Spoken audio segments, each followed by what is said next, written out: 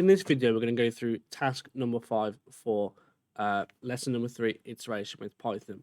There's a set of instructions on the left-hand side, as you can see here, and you're going to follow these instructions as best you can, and then add some screenshots as you go along. And if you're watching this video, that means you are stuck, so this will go through these steps in sequence.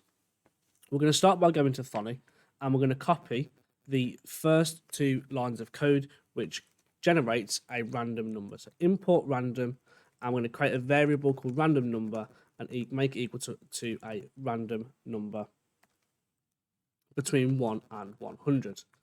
You don't need to worry about this for now, just copy it. This will work in its own way. And then we're going to save the file into our Year 7 computing folder, and we're just going to call it number guessing game. Once we've done that, the first thing that it asks me to do is write a loop that loops 5 times in total. So I'm going to go for x in range 5. I'm going to loop for 5 times. I'm then going to ask the user to input their guess and save it to a variable. And here I'm going to put guess equals input. Enter your guess as follows. And the one thing I need to do differently compared to normal for input is at the front I need to wrap it around an int to convert it to a number. This is so that the program can check if it's equal to a number that's randomly generated. Once I've done that, I'm then going to check if my guess is equal to my random number.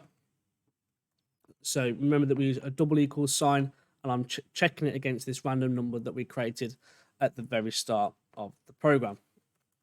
If my guess is correct, I'm just going to print out guess is correct. Well done. This can be any sort of message you give to the user. And I'm going to put something called breaker. This will force it out of the loop if they've got it in, for example, 2 guesses. If they get it wrong, I'm just going to put else and say print guess is incorrect. Try again. And again, this can be any sort of message that you think is suitable for your game. When I run this, if I just press the play button, I can now make my guess, and we can keep playing until we get it right. As you can see, I didn't get it correct. You can do this to make it a little bit better so that it may see how close they are, if it's higher or lower, and kind of expand on this to make it a much more kind of user-friendly game.